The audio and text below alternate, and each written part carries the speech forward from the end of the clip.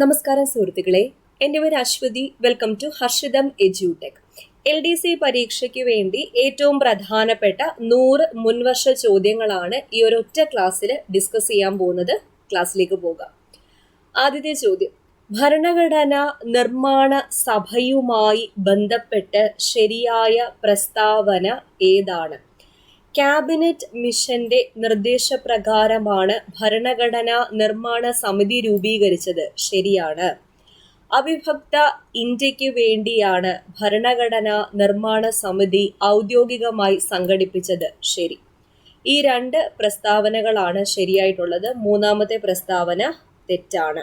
അപ്പൊ ക്യാബിനറ്റ് മിഷന്റെ നിർദ്ദേശപ്രകാരം, ക്യാബിനറ്റ് മിഷൻ പദ്ധതി പ്രകാരം ഭരണഘടനാ നിർമ്മാണ സഭ സ്ഥാപിതമായത് 1946 നവംബർ മാസമാണ്.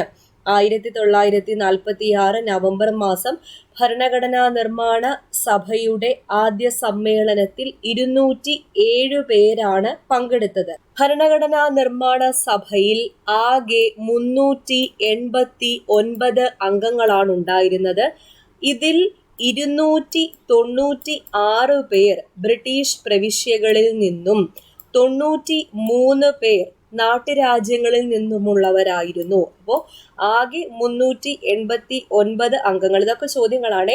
ഭരണഘടനാ നിർമ്മാണ സഭയിൽ ആകെ 389 അംഗങ്ങൾ. അതിൽ 296 പേർ ബ്രിട്ടീഷ് ഇന്ത്യൻ പ്രവിശ്യകളിൽ നിന്നും 93 പേർ നാട്ടുരാജ്യങ്ങളിൽ നിന്നും അംഗങ്ങളായിരുന്നു. ഈ 296-ൽ 292 അംഗങ്ങൾ 11 ഗവർണർമാരുടെ പ്രവിശ്യകളിൽ നിന്നുമാണ് അംഗങ്ങളായത്, തിരഞ്ഞെടുക്കപ്പെട്ടത്. 4 പേർ ചീഫ് കമ്മീഷണർമാരുടെ പ്രവിശ്യകളിൽ നിന്നുമാണ് അംഗങ്ങളായത്. അപ്പൊ 296-ൽ 292 പേർ 11 ഗവർണർമാരുടെ പ്രവിശ്യകളിൽ നിന്നും 4 പേർ ചീഫ് കമ്മീഷണർമാരുടെ പ്രവിശ്യകളിൽ നിന്നുമായിരുന്നു. അപ്പൊ ഈ ചീഫ് കമ്മീഷണർമാരുടെ പ്രവിശ്യകൾ 4 എന്ന് പറയുമ്പം ഡൽഹി, അജ്മീർ, മേർവാര, കൂർഗ്, ബലൂചിസ്ഥാൻ എന്നിവയാണ്. ഇനി ഭരണഘടനാ നിർമ്മാണ സഭയുടെ ആദ്യ സമ്മേളനം നടന്നത് 1946 ഡിസംബർ മാസം 9-നാണ്. അതാണ് ഇവിടെ തെറ്റിച്ചു കൊടുത്തത്. 1947 ഓഗസ്റ്റ് 15 എന്നല്ലേ കൊടുത്തത്, അത് തെറ്റാണ്. 1946 ഡിസംബർ മാസം 9-നാണ് ഭരണഘടനാ നിർമ്മാണ സഭയുടെ ആദ്യ സമ്മേളനം നടന്നത്. അപ്പൊ നമ്മുടെ ഹർഷിതം എജ്യൂടെക് ആപ്പിൽ LDC, LGS, സെക്രട്ടേറിയറ്റ് OA മുതലായ ക്ലാസുകൾ നടന്നു വരികയാണ്. LDC പരീക്ഷ തുടങ്ങാനിരിക്കെ ഒരു റിവിഷൻ എന്നോണം ഫുൾ സിലബസ് കവർ ചെയ്തിട്ട് SCRT, previous year questions with related facts, current affairs ഉൾപ്പെടെ നിങ്ങൾക്കൊരു ഫുൾ പാക്കേജ് ഞാൻ ആപ്പിൽ അപ്ലോഡ് ചെയ്തിട്ടുണ്ട്. 999 രൂപയാണ് ഫീസ്. LDCക്ക് വേണ്ടി മാത്രമല്ല, ഡിസംബർ 31 വരെ, 2024 ഡിസംബർ 31 വരെ നിങ്ങൾക്ക് ആ കോഴ്സിന് വാലിഡിറ്റി ഉണ്ടായിരിക്കും. അപ്പോൾ ഇതിൻ്റെ ഇടയ്ക്ക് വരുന്ന എല്ലാ എക്സാംസിനും ഈ ഒരൊറ്റ കോഴ്സ് മാത്രം പഠിച്ചാൽ മതി. കാരണം അത്രയും ഡീപ്പായിട്ടാണ് ഓരോ ക്ലാസ്സുകളും, എല്ലാ ക്ലാസ്സും ഞാൻ തന്നെ എടുത്തേക്കുന്നത്, ഓരോ ക്ലാസ്സുകളും അറേഞ്ച് ചെയ്തിരിക്കുന്നത്. ഇപ്പോൾ കേരള ഹിസ്റ്ററി എടുക്കുമ്പോൾ കേരള ഹിസ്റ്ററിയിൽ നിങ്ങൾക്ക് സിലബസിൽ ആവശ്യമായിട്ടുള്ള എല്ലാ കാര്യങ്ങളും ഫോൾഡർ വൈസ് ആയിട്ട് അറേഞ്ച് ചെയ്തിട്ടുണ്ട്. അതുപോലെ തന്നെ Kerala geography, Indian geography, world geography, എല്ലാ കാര്യങ്ങളും, English, Malayalam, maths, mental ability, എല്ലാ കാര്യങ്ങളും ഈ ഒരു 999 എന്ന ഫീസിൽ നിങ്ങൾക്ക് കിട്ടുന്നതായിരിക്കും. അപ്പം ആപ്പ് ഡൗൺലോഡ് ചെയ്യുക. LDC മാത്രമല്ല, LGSന്റെ ബാച്ച് പോകുന്നുണ്ട്, സെക്രട്ടേറിയറ്റ് OAയുടെ ബാച്ച് പോകുന്നുണ്ട്. അതിലൊക്കെ സീറ്റ്സ് ഓപ്പൺ ആണ്, അഡ്മിഷൻ ഓപ്പൺ ആണ്, ജോയിൻ ചെയ്യാവുന്നതാണ്. ഹർഷിതം എജ്യൂടെക് ആപ്പിലാണ് ക്ലാസ് വരുന്നത്. ആപ്പ് ഡൗൺലോഡ് ചെയ്യാനുള്ള ലിങ്ക് ഞാൻ ഡിസ്ക്രിപ്ഷൻ ബോക്സിൽ കൊടുത്തിട്ടുണ്ട്. ഓക്കെ. നിയമനിർമ്മാണ സഭയുടെ ആദ്യത്തെ അധ്യക്ഷൻ ആരായിരുന്നു? GV മാവലങ്കാർ. GV മാവലങ്കാർ ആയിരുന്നു നിയമനിർമ്മാണ സഭയുടെ ആദ്യത്തെ അധ്യക്ഷൻ. ഭരണഘടനാ നിർമ്മാണ സഭയുടെ അധ്യക്ഷൻ ആരാണെന്ന് ചോദിച്ചാൽ ഡോക്ടർ രാജേന്ദ്ര പ്രസാദ് ആണ്. ഡോക്ടർ രാജേന്ദ്ര പ്രസാദ്. 1946 ഡിസംബർ മാസം 9-നാണ് ആദ്യത്തെ യോഗം ചേർന്നത്. ഇനി ഇന്ത്യയുടെ വിഭജനത്തെ തുടർന്ന് ഭരണഘടനാ നിർമ്മാണ സഭ നിയമനിർമ്മാണ സഭയായി സമ്മേളിച്ച വർഷം ഏത്? പ്രീവിയസ് ക്വസ്റ്റ്യൻ ആണ്. 1947 ഓഗസ്റ്റ് മാസം 14. ഇന്ത്യ വിഭജനത്തെ തുടർന്ന് ഭരണഘടനാ നിർമ്മാണ സഭ നിയമനിർമ്മാണ സഭയായി സമ്മേളിച്ച വർഷം ഏതാ? 1947 ഓഗസ്റ്റ് മാസം 14. അപ്പൊ ഈ 389 എന്നുള്ള നമ്പർ PSC പ്രീവിയസ് ആയിട്ട് ചോദിച്ചിട്ടുണ്ട്. എങ്ങനെയാ ചോദിച്ചതെന്ന് വെച്ചാൽ 1946 ഭരണഘടനാ അസംബ്ലിയുടെ ആകെ അംഗസംഖ്യ എത്രയായിരുന്നു എന്നാണ് PSC മുൻവർഷം ചോദിച്ചത്. 389 ആണ്. 389 ഓർക്കുക. 389 ആണ് ഓർക്കുക. അടുത്ത ചോദ്യം, നഗരങ്ങളിൽ എത്തുന്ന സ്ത്രീകൾക്കും കുട്ടികൾക്കും സുരക്ഷിത താമസ സൗകര്യം ഒരുക്കുന്ന സംസ്ഥാന സർക്കാരിന്റെ പദ്ധതിയുടെ പേരാണ് എന്റെ കൂട്. അപ്പൊ നഗരങ്ങളിൽ എത്തുന്ന സ്ത്രീകൾക്കും കുട്ടികൾക്കും സുരക്ഷിത താമസ സൗകര്യം ഒരുക്കുന്ന സംസ്ഥാന സർക്കാരിന്റെ പദ്ധതിയുടെ പേരെന്താ? എന്റെ കൂട്. വനിതാ ശിശു വികസന വകുപ്പാണ് ഈ പദ്ധതി നടപ്പിലാക്കുന്നത്. വനിതാ ശിശു വികസന വകുപ്പ്. 6:30 മുതൽ വൈകുന്നേരം 6:30 മുതൽ രാവിലെ 7:30 വരെ ഈ ഒരു പദ്ധതി പ്രകാരം നിർധനരായ സ്ത്രീകൾക്കും കുട്ടികൾക്കും സൗജന്യമായി ഷെൽട്ടർ നടപ്പിലാക്കുന്നു. വൈകുന്നേരം 6:30 മുതൽ രാവിലെ 7:30 വരെയാണ് ഈ പദ്ധതി നടപ്പിലാക്കുന്ന വകുപ്പ് ഏതാണെന്ന് ചോദിച്ചാൽ വനിതാ ശിശു വികസന വകുപ്പാണ്. വനിതാ ശിശു വികസന വകുപ്പ്. ഇനി ഓപ്ഷൻ എ, എന്റെ വീട്. എന്താ എന്റെ വീട്? സംസ്ഥാന പിന്നാക്ക വിഭാഗ വികസന കോർപ്പറേഷൻ OBC വിഭാഗത്തിൽപ്പെട്ട ഭവനരഹിതരായ കുടുംബാംഗങ്ങൾക്ക് വേണ്ടി നടപ്പിലാക്കുന്ന ഭവന നിർമ്മാണ വായ്പാ പദ്ധതിയുടെ പേരാണ് എന്റെ വീട്. സംസ്ഥാന പിന്നാക്ക വിഭാഗ വികസന കോർപ്പറേഷൻ OBC വിഭാഗത്തിൽപ്പെട്ട ഭവനരഹിതരായ കുടുംബാംഗങ്ങൾക്ക് വേണ്ടി നടപ്പിലാക്കുന്ന ഭവന നിർമ്മാണ വായ്പാ പദ്ധതിയുടെ പേരാണെന്ത്? എന്റെ വീട്. എന്റെ വീട്. എന്താണ് മഹിളാ മന്ദിരം? വിധവകൾ, ഉപേക്ഷിക്കപ്പെട്ടവർ, 18 വയസ്സിന് മുകളിലുള്ള അഗതികൾ, വിവാഹമോചിതർ, നോക്കാൻ ആരുമില്ലാത്ത സ്ത്രീകൾ എന്നിവരെ താമസിപ്പിക്കുന്നതിനുള്ള ക്ഷേമ സ്ഥാപനത്തിന്റെ പേരാണ് മഹിളാ മന്ദിരം. മഹിളാ മന്ദിരം. ചിൽഡ്രൻസ് ഹോം എന്താണ്? ജുവനൈൽ ജസ്റ്റിസ് ആക്ട് പ്രകാരം പരിചരണവും സംരക്ഷണവും ആവശ്യമുള്ള കുട്ടികൾക്ക് വേണ്ടിയിട്ടുള്ള സ്ഥാപനമാണ് children's home. Children's home. Okay, അടുത്ത ചോദ്യം നോക്കാം. സംസ്ഥാന ദുരന്ത നിവാരണ അതോറിറ്റിയുടെ ആസ്ഥാനം സ്ഥിതി ചെയ്യുന്നത് എവിടെയാണ്? തിരുവനന്തപുരത്താണ് സംസ്ഥാന ദുരന്ത നിവാരണ അതോറിറ്റിയുടെ ആസ്ഥാനം സ്ഥിതി ചെയ്യുന്നത്. കേരള സംസ്ഥാന ദുരന്ത നിവാരണ authority, Kerala state disaster management authority സ്ഥാപിതമായ വർഷം ഏതാ? 2007 മെയ് മാസം 4. 2007 മെയ് മാസം 4-നാണ് കേരള സംസ്ഥാന ദുരന്ത നിവാരണ അതോറിറ്റി സ്ഥാപിതമായത്. ആസ്ഥാനം തിരുവനന്തപുരമാണ്. KSDMAയുടെ ആപ്തവാക്യം എന്ത്? സുരക്ഷായനം, അതായത് towards a safer state. Towards a safer state, സുരക്ഷായനം എന്നതാണ് KSDMAയുടെ ആപ്തവാക്യം. കേരള സ്റ്റേറ്റ് ഡിസാസ്റ്റർ മാനേജ്മെന്റ് അതോറിറ്റിയുടെ ചെയർമാൻ ആരാണ്? മുഖ്യമന്ത്രിയാണ് ചെയർമാൻ. പ്രീവിയസ് ക്വസ്റ്റ്യൻ ആണ്. മുഖ്യമന്ത്രിയാണ് ചെയർമാൻ. വൈസ് ചെയർമാൻ ആരാണ്? റവന്യൂ മന്ത്രി. റവന്യൂ മന്ത്രിയാണ് വൈസ് ചെയർമാൻ. CEO ആരാണ്? സംസ്ഥാന ചീഫ് സെക്രട്ടറി. സംസ്ഥാന ചീഫ് സെക്രട്ടറിയാണ് CEO. ഓക്കെ, ഇനി ഇതിലെ എക്സൊഫിഷ്യോ അംഗങ്ങൾ ആരൊക്കെ?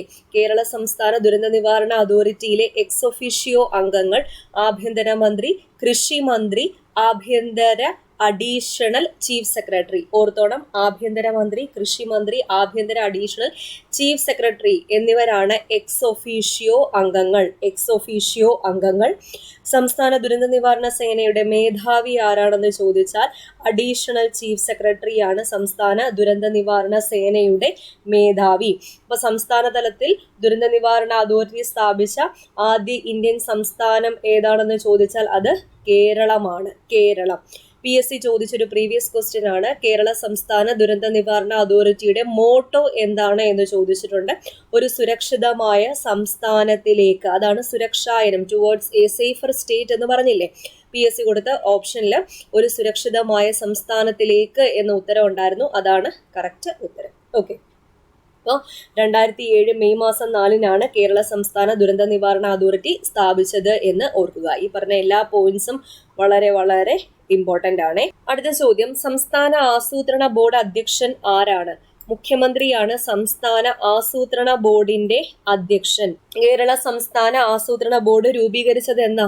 1967. 1967-ലാണ് കേരള സംസ്ഥാന ആസൂത്രണ ബോർഡ് രൂപീകരിച്ചത്. പ്രീവിയസ് ക്വസ്റ്റ്യൻ ആണ്. നിലവിലെ കേരള സംസ്ഥാന ആസൂത്രണ ബോർഡിന്റെ അധ്യക്ഷൻ ആരാണ്? നമ്മുടെ മുഖ്യമന്ത്രി പിണറായി വിജയനാണ്. പിണറായി വിജയൻ. 1967 ആസൂത്രണ ബോർഡിന്റെ ചെയർപേഴ്സൺ ആരായിരുന്നു? EMS നമ്പൂതിരിപ്പാടായിരുന്നു. EMS നമ്പൂതിരിപ്പാട്. 1967 ആസൂത്രണ ബോർഡിന്റെ വൈസ് ചെയർപേഴ്സൺ ആരായിരുന്നു? MK ഹമീദ് ആയിരുന്നു.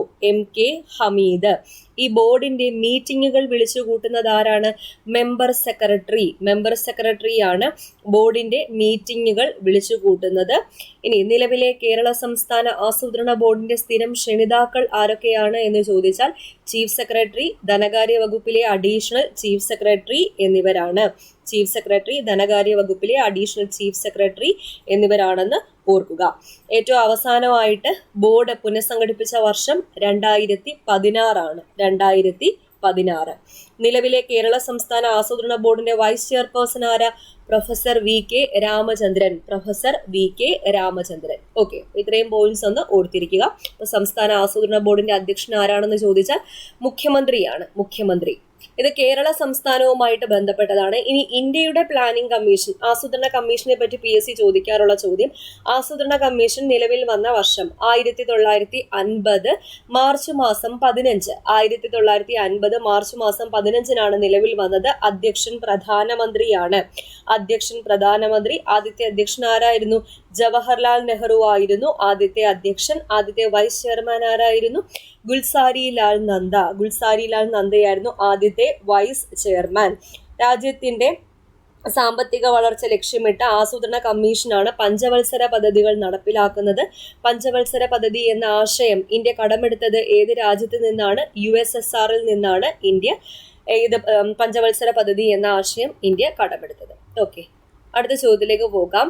സർക്കാർ ജീവനക്കാർക്കും പെൻഷൻകാർക്കുമുള്ള സംസ്ഥാന സർക്കാരിന്റെ ആരോഗ്യ ഇൻഷുറൻസ് പദ്ധതി താഴെ പറയുന്നവയിൽ ഏതാണ്? മെഡിസെപ്പ് ആണ്. മെഡിസെപ്പ് ആണ് സർക്കാർ ജീവനക്കാർക്കും പെൻഷൻകാർക്കുമുള്ള സംസ്ഥാന സർക്കാരിന്റെ ആരോഗ്യ ഇൻഷുറൻസ് പദ്ധതി. 2022 ജൂലൈ മാസം 1 മെഡിസെപ്പ് ആരംഭിച്ചത്. 2022 ജൂലൈ മാസം 1. മെഡിസെപ്പിന്റെ പൂർണ്ണ രൂപം ഒന്ന് ഓർത്തിരിക്കുക. മെഡിസെപ്പിന്റെ പൂർണ്ണ രൂപം എന്താണ്? Medical insurance four state employees and pensioners. Medical insurance four state employees and pensioners എന്നതാണ് മെഡിസെപ്പിന്റെ പൂർണ്ണ രൂപം. മെഡിസെപ്പ്. ഇനി എന്താണ് മൃതസഞ്ജീവിനി എന്ന പദ്ധതി? കേരള സർക്കാരിന്റെ സമ്പൂർണ്ണ അവയവദാന പദ്ധതി. സ്ഥിരം ചോദ്യമാണ് PSCയുടെ. മൃതസഞ്ജീവിനി, കേരള സർക്കാരിന്റെ സമ്പൂർണ്ണ അവയവദാന പദ്ധതിയുടെ പേരാണ് ഏത്? മൃതസഞ്ജീവിനി. മൃതസഞ്ജീവിനി. സുഹൃതം, കേരള സർക്കാരിന്റെ സൗജന്യ ക്യാൻസർ ചികിത്സാ പദ്ധതിയുടെ പേരാണ് സുഹൃതം. കേരള സർക്കാരിന്റെ സൗജന്യ ക്യാൻസർ ചികിത്സാ പദ്ധതിയുടെ പേര് സുഹൃതം. കേരള സർക്കാരിന്റെ സമ്പൂർണ്ണ അവയവദാന പദ്ധതിയുടെ പേര് മൃതസഞ്ജീവിനി. മൃതസഞ്ജീവിനി. ഇനി KASPയുടെ ഫുൾ ഫോം കഴിഞ്ഞൊരു എക്സാമിന് PSC ചോദിച്ചിട്ടുണ്ടായിരുന്നു. KASPയുടെ ഫുൾ ഫോം കാരുണ്യ ആരോഗ്യ സുരക്ഷാ പദ്ധതി എന്നതാണ്.